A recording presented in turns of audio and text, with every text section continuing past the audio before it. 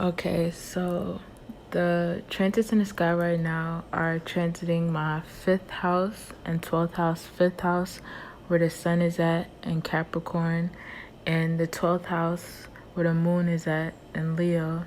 So basically, when the fifth house and the 12th house come together, for me, it's like being entertained by your imaginations, your dreams, your imaginations, your illusions, your delusions, and you're being entertained by it.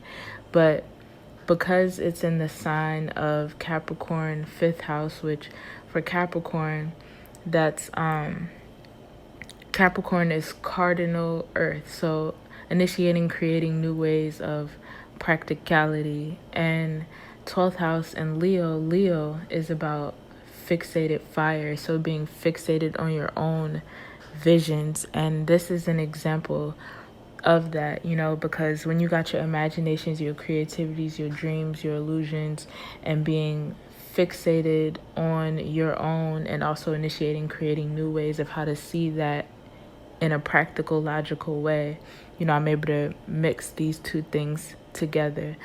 And so, you know, as I was creating this, I was thinking about one of my favorite movies I used to watch when I was younger. It's called Big, and it was created in 1988.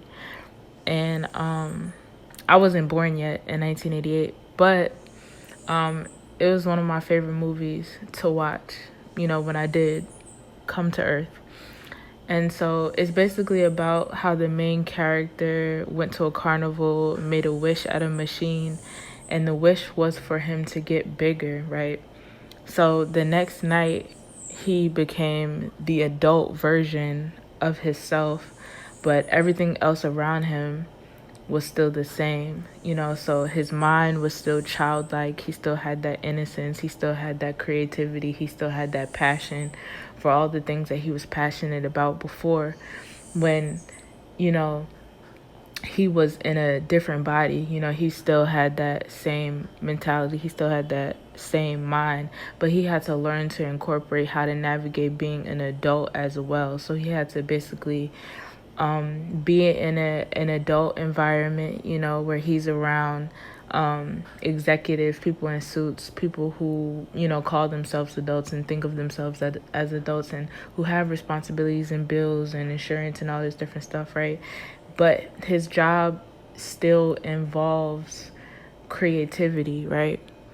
So it's like his creative aspects is like he had to still use the gifts that he didn't have to completely change who he was and his way of thinking, because it brought a quality, like it brought a gift to the environment of where he was working, where it was like everybody else was so fixated in their way of thinking that what they know is best, right? But they had this individual who, from the outside, it just looks like he's another adult, but mentally he's still that 13-year-old kid, so he knows exactly. So the environment was creating toys.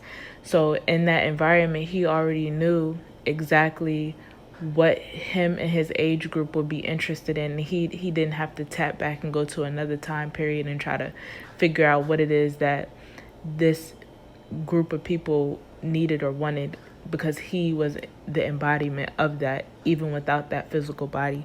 So I feel like me creating this project, me thinking on that movie, that was one of my favorite movies I watched when I was younger, and just this whole creation that I did is like a representation of that, the alignments that's going on in the sky, and everything that's going on.